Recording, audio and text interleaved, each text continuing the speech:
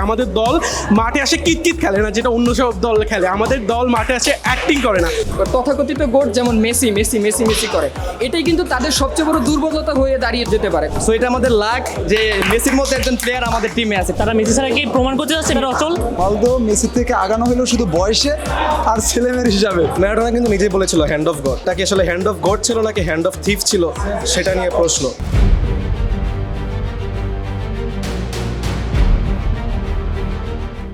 দর্শক, প্রিয় দল বাড়ি ফিরবে নাকি চ্যাম্পিয়ন হবে, এই তর্ক বিতর্ক কিন্তু চারপাশে শুরু হয়ে গেছে।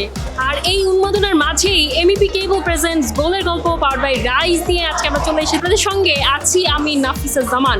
আমার সঙ্গে আছে বেশ কয়েকজন ফুটবল ভক্ত, যাদের সঙ্গে এই মুহূর্তে আমরা একটা বিতর্ক প্রতিযোগিতার আয়োজন করব।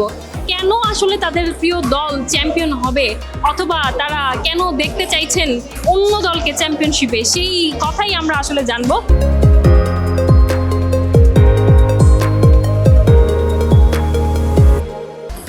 দর্শক, ফিফা ওয়ার্ল্ড কাপ 2026-এ কে হবে চ্যাম্পিয়ন, আর্জেন্টিনা নাকি অন্য কোনো দল, সেইটা নিয়েই আসলে আজকে আমরা জানবো। আর্জেন্টিনা থাকবে পক্ষে এবং তার বিপরীতে থাকবে অন্য যারা আছে তারা।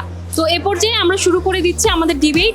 প্রত্যেকে 1 মিনিট করে বলার সুযোগ পাবে এবং চেষ্টা করবেন আপনার দল আসলে কেন সেরা বা কেন তারা বিশ্ব চ্যাম্পিয়ন হবে সেইটাকে ইনফরমেশন এবং লজিক দিয়ে প্রুভ করার। Alright, so you can start. আমাদের দলের প্রেডিকশন, যেটা আপু বললো যে কোন দল কেন মনে হচ্ছে আর্জেন্টিনা জিতবে, এখানে প্রেডিকশনও করার কিচ্ছু নাই। কারণ এর আগের বার আর্জেন্টিনা জিতছে, এবারও জিতবে এবং পরের বারও জিতবে, এটা থ্যাংক ইউ। আর হচ্ছে আরেকটা সবচেয়ে বড় বিষয়, আমাদের এখানে মেসি আছে, যেটা কিন্তু কোথাও নাই। এইটা সব থেকে আলাদা আমাদের দলের মধ্যে, এবং আমাদের দলের মধ্যে ইউনিটি আছে। আমাদের দল মাঠে আসে কিতকিত খেলে না, যেটা অন্য সব দল খেলে। আমাদের দল মাঠে আসে অ্যাক্টিং করে না। আমি যেটা মনে করি, আমি নর্মালি ব্রাজিল, নাইমার এগুলো উচ্চারণ করতে পারি না। নর্মালি এগুলো উচ্চারণ করে আমাকে দাঁত ব্রাশ করতে হয়। তো আমি যেটা দেখি যে তারা আসে, মাঠে আসে শুধু নাটক করার জন্য, নাচার জন্য, যেটা কিন্তু আমাদের দল করে না। Thank you. Alright, thank you so much. এ পর্যায়ে আমরা একটু যাব বিপরীত শিবিরে। তারা আসলে কি বলছে, কিভাবে দেখছে আর্জেন্টিনাকে। আসসালামু আলাইকুম, আমি মেহেদি হাসান জনি। ব্রাজিলের পক্ষে আর কি বলার মতন কিছু নেই। ব্রাজিল কেমন দল বা ব্রাজিল কি পারে বা ব্রাজিলের ইতিহাস সম্পর্কে সবাই জানে। তারা যে বললো যে এবারও আর্জেন্টিনা বিশ্বকাপ নিবে, বিশ্ব ইতিহাসে 2বার বিশ্বকাপ নেওয়ার একমাত্র কৃতিত্ব কিন্তু শুধুমাত্র ব্রাজিলের কাছেই আছে, যা দ্বিতীয় কোনো দলের কাছে নেই। এবং এতেই আমরা বলতে পারি যে এবার আর্জেন্টিনা কোনোভাবেই বিশ্বকাপ নিতে পারবে না। এবং আরেকটি কথা হলো, তারা প্রত্যেকবারই তাদের গোট, তথাকথিত গোট যেমন মেসি মেসি মেসি মেসি করে, এটাই কিন্তু তাদের সবচেয়ে বড় দুর্বলতা হয়ে দাঁড়িয়ে যেতে পারে। অলরাইট, এবারে আমরা আবার ফিরে যাব সাদা নীলের শিবিরে। তারা আসলে কিভাবে তাদের দলকে সেভ করে, চলুন। আমার বিপক্ষ দলের ভাই একটু আগে বললো যে আমাদের দলের সবচেয়ে দুর্বল জায়গা নাকি হচ্ছে আমাদের গোট মেসি, যে কিনা দল থেকে চলে গেলে নাকি আমাদের সবচেয়ে বড় উইকনেসটা সেটাই হবে। কিন্তু আমি বলতে চাই, যে দলে লিওনেল মেসির মতো প্লেয়ার আছে, অবশ্যই যে কোনো ম্যানেজার তাকে নিয়ে হচ্ছে গেম প্ল্যানটা সাজাবে। সো এটা আমাদের লাক যে মেসির মতো একজন প্লেয়ার আমাদের টিমে আছে, লিওনেল স্ক্যালোনি, যাকে আমরা হচ্ছে মানি হেস্টের প্রফেসর হিসেবে দেখি। সো তার উপরে আমরা অনেক ভরসা করি। সে হচ্ছে ম্যাচের মধ্যে যে কোনো সিচুয়েশনে তার যে কোনো সিদ্ধান্ত হচ্ছে ফলাফল বদলে দিতে পারে। সামান্যতম ফুটবল আইকিউ থাকলে হয়তো এই কথাটা বলতো না। আর আমরা, এটা আমাদের লাক, এটা আমাদের হ্যাপিনেস যে মেসির মতো একটা প্লেয়ার আমাদের টিমে আছে। সেই 2022-এর মধ্যে দুর্দান্ত পারফর্ম করে যাচ্ছে। লেফট ব্যাক এবং রাইট ব্যাকে যদি কিছুটা আমরা উন্নতি করতে পারি, তবে আই থিঙ্ক এইবারের ওয়ার্ল্ড কাপটাও আমরা আমাদের কাছে রাখতে পারবো। Alright, thank you so much. এবারে আমরা যাব অপোনেন্টের কাছে। আবার তারা আসলে আর্জেন্টিনার কি উইকনেস খুঁজে পেয়েছে, চলুন শুনে নেওয়া যাক। প্রতিপক্ষের ভাইরা যে বারবার মেসি মেসি করতেছে, তারা মেসি ছাড়া কি প্রমাণ করতে যাচ্ছে মেসি ছাড়া তারা অচল? তারা এখন পর্যন্ত গ্রুপ পর্ব এবং হচ্ছে রাউন্ড অফ 32 এবং রাউন্ড অফ 16, যারা যেসব দলের বিপক্ষে খেলেছে, কেউ কিন্তু গ্রুপ হচ্ছে র্যাঙ্কিংয়ে 20-এর মধ্যে নাই। তাদের ডিফেন্সের অবস্থা দেখছেন, আবেগ দিয়ে কখনো বিশ্বকাপ জেতা যায় না। তারা রাউন্ড অফ 16 এবং রাউন্ড অফ 32-এ পরপর হচ্ছে 4 গোল কনসিভ করেছে। এই ডিফেন্স নিয়ে কি তারা বিশ্বকাপ জিততে পারবে? Alright, thank you so much. এ পর্যায়ে আমরা আবার ফিরে যাব নীল সাদা শিবিরে। দেখি তাদের পক্ষে আসলে কি যুক্তি আছে। আসসালামু আলাইকুম, আমার নাম হচ্ছে সামিউল ইসলাম হৃদয়। তো উনি যেটা বললো ডিফেন্সের কথা, আমরা এই ডিফেন্স নিয়েই 2022-এ ওয়ার্ল্ড চ্যাম্পিয়ন হয়েছি, ওইটাই আমরা ডিফেন্ড করতেছি। এরপর উনি যেটা বললো যে র্যাঙ্কিংয়ের কথা, এখানে প্রত্যেকটা টিম ভালো খেলে, অ্যান্ড দ্যাটস ওয়াই তারা ওয়ার্ল্ড কাপ খেলতে আসছে। র্যাঙ্কিংয়ের পিছনে সামনে এটা কখনো ম্যাটার করে না। তারা ভালো খেলছে, ভালো ফুটবল খেলে, এই জন্যই তারা ওয়ার্ল্ড কাপের মতো একটা স্টেজে তারা আসছে। তো এখানে কোনো টিমই ছোট না। আমাদের ডিফেন্স একটু উইক, বাট আমরা আশা করতেছি যে স্ক্যালোনি যেহেতু মাস্টার মাইন্ড যেহেতু আছে, তো অবশ্যই ডিফেন্স নিয়ে কাজ করবে। অ্যান্ড আমরা আশাবাদী যে আর্জেন্টিনা এইবারও চ্যাম্পিয়ন হবে, আমরা আমাদের চ্যাম্পিয়ন টাইটেল ডিফেন্ড করতে পারবো। Alright, thank you so much. আপনার সঙ্গে শুনলাম আসলে। এরপরে আমরা যাচ্ছি আমাদের আরেকজন বিপরীত শিবিরের আরেকজন বক্তার কাছে। তিনি আসলে কিভাবে চান আর্জেন্টিনার উইকনেসগুলো খুঁজে বের করতে। আসসালামু আলাইকুম। আমি আগেই বলবো যে ওয়ার্ল্ড কাপে যারা খেলতে আসে তারা নর্মালি কোনো ছোট দল না, মোটামুটি তারা ভালো লেভেলের খেলার জন্যই তারা ওয়ার্ল্ড কাপে কোয়ালিফাই করতে পারছে। যে আর্জেন্টিনার প্রচুর বেনিফিট পাচ্ছে।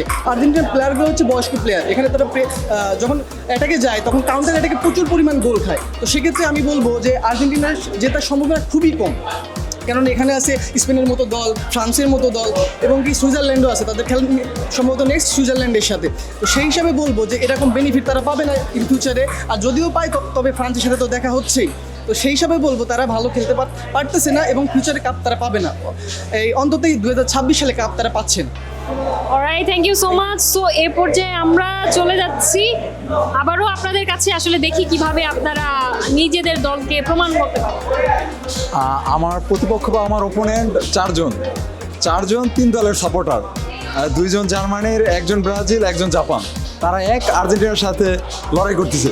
জার্মানির 2জনকে আমার একটা প্রশ্ন, তারা হয়তো জানেই না যে জার্মানির একার কিন্তু 4টা বিশ্বকাপ না, ওয়েস্ট জার্মানি এবং ইস্ট জার্মানি মিলে জার্মান ওয়াল ভেঙে তারা 4টা ওয়ার্ল্ড কাপ অ্যাড করছে। ব্রাজিল ফ্যান যিনি আছেন, ব্রাজিলের 3টা জুয়েলারি, এমনকি তাদের একটা কথা যে তারা 5টা বিশ্বকাপ জিতছে। এটা সবই অতীত ইতিহাস। বর্তমান প্রেক্ষাপট ডিজিটাল টিভিতে আমার অপোনেন্ট যারা আছে তাদের হয়তো জন্মের আগে তারা বিশ্বকাপ জিতছে। হ্যাঁ, ব্রাজিল ভালো টিম, এটা মানতে হবে। এটা ছিল 90 দশকে। 90 দশকের পরে যখন রোনালদো, রিভালদো, কাফু আর রবার্তো কার্লোস নাই, এরপরে ব্রাজিল বেঞ্চের গরম, স্কোয়াড গরম, কোচের গরম, দ্যাটস এনাফ। আর আমার অপোনেন্ট ব্রাজিল ফ্যান একটা কথা বলছিল যে কি মেসি স্বঘোষিত গোট। স্বঘোষিত যদি ন্যূনতম ফুটবল নলেজ থাকতো, মেসি স্বঘোষিত গোট কিনা। মেসির সাথে যদি রোনালদোর কম্পেয়ার করা হয়, রোনালদো মেসির থেকে আগানো হলেও শুধু বয়সে আর ছেলেমেয়ের হিসাবে। আমাদের মনে হয় না যে মেসি রোনালদোর থেকে কোথাও আগানো। সব থেকে most Ballon d'Or, golden boot, FIFA best miss everything far সব কিছুতে আগানো মেসি। তারপর আমার অপোনেন্ট জার্মান ফ্যান একজন বললো যে আর্জেন্টিনার ডিফেন্স লাইন নাকি খুব দুর্বল। ডিফেন্স লাইন দুর্বল, অ্যাটাকিং লাইন নাকি হাঁপাই যাচ্ছে দেখা 39 বছরের Messi top scorer, assist provider 1, এমনকি বিশ্বকাপের সব থেকে টপ অ্যাসিস্ট প্রোভাইডার মেসি। আমাদের ডিফেন্স লাইন নিয়ে কথা কি দুর্বল। আমাদের কষাই খ্যাত লিসেন্ড্রো মার্টিনেজ, কুটি রোমেরো, তাগলিভিকো, এদের হয়তো এরা হাইলাইটস হয় না, কিন্তু ওয়ার্ল্ড কাপ আসলে এদের এক একজনের যে পারফর্ম, কোন ডিফেন্ডারের এই বিশ্বকাপে 2টা গোল আছে, কোন ডিফেন্ডার ফেয়ার প্লেতে গোল দিতে পারছে, কুটি রোমেরের কিন্তু 2টা, তাও আবার নকআউট স্টেজে। এরপর যদি আমি আসি আমাদের গড রোনালদো, বলতেছি না রোনালদো খারাপ প্লেয়ার, রোনালদোর নকআউট স্টেজে 6 বিশ্বকাপে গোল 1টা, তাও কিন্তু পেনাল্টিতে। আমাদের কুটি রোমেরোর নকআউট স্টেজে গোল 3টা হেডে, নট পেনাল্টি। তো আশা করি তারা যেই ডিবিটি আসুক, তারা ব্রাজিল ফ্যান সব ওভারঅল যদি এখন নকআউট স্টেজে কোয়ার্টারে আছে আর্জেন্টিনা বাদে 7 টিম, তারা প্রত্যেকবারই এক টিম সাপোর্ট দিবে। আশা করি কোনো টিম আমাদের কাছে টিকবে না। ফ্রান্সের গরম চলতেছে, 22-এ কিন্তু ফ্রান্স আমাদের সাথে ধরাশায়ী। ফ্রান্স কিন্তু 2টা পেনাল্টি পাইছে 22-এ, কিন্তু আমাদের সাথে টিকতে পারেনি।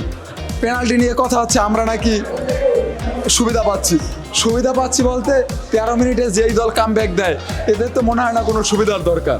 দর্শক, আমরা এ পর্যায়ে একেবারে অপোনেন্টের লাস্ট স্পিকারের কাছে চলে যাচ্ছি। দেখি সে কিভাবে আসলে তার দলকে সেভ করে। ইয়েস, আর্জেন্টিনা ভালো একটি দল, এটা অস্বীকার করবো না। তো শুরুর টপিক থেকে যদি ধরি, ম্যারাডোনা কিন্তু নিজেই বলেছিল হ্যান্ড অফ গড। তো এটা কি আসলে হ্যান্ড অফ গড ছিল নাকি হ্যান্ড অফ থিফ ছিল, সেটা নিয়ে প্রশ্ন। হ্যাঁ, হাত দিয়ে যেহেতু গোল দিয়েছে তাহলে সেঞ্চুরির সেরা গোল হবেই। কিন্তু অন্যদিকে আমরা যদি পেলের খেলা দেখি, নিঃসন্দেহে তার খেলাগুলোকে ফেলা যায় না।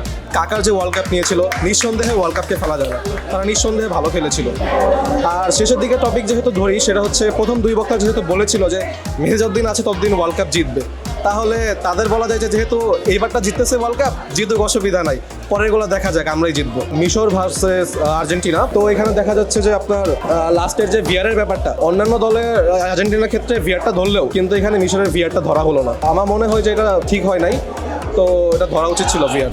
অলরাইট, দুই দলই কিন্তু খুব ভালো বলেছে, তারা লজিক দিয়ে ইনফরমেশন দিয়ে প্রুভ করার চেষ্টা করেছে কেন তাদের দল আসলে সেরা, বা 2026-এ কেন হচ্ছে আর্জেন্টিনা উইনার হবে অথবা হবে না। তো দুই দলই যেহেতু ভালো বলেছে, দুই দলকেই আমরা উইনার ঘোষণা করছি। দলগুলোর কাছেই বলবো যে আপনারা যদি বিপরীত দল থেকে সিলেক্ট করেন তাহলে কাকে আসলে আপনারা উইনার সিলেক্ট করবেন?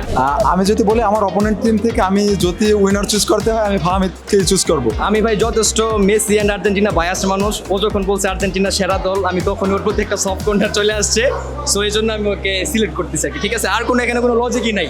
Alright, আমরা একটু ক্ল্যাপ করে দিই। নীল শিবির থেকে, বিপরীত শিবির থেকে একজনকে তো সিলেক্ট করতেই হবে, তো আপনারা আসলে সবাই মিলে কাকে সিলেক্ট করতে চান উইনার হিসেবে? যদিও ট্রিক ব্যতীত ইলজিকে বেশি কথা বলছে, তারপরে যেহেতু একটা উইনার সিলেক্ট করা লাগে, তো আমি মোহিত ভাইকে সিলেক্ট করতেছি, কারণ তিনি তুলনামূলক একটু হলেও লজিকের কথা বলছিলেন, বাকি সবগুলো ছিল আবেগী। আমাদের দুইজন কাঙ্ক্ষিত উইনার যারা পেয়ে যাবে রাইজের পক্ষ থেকে গিফট হ্যাম্পার।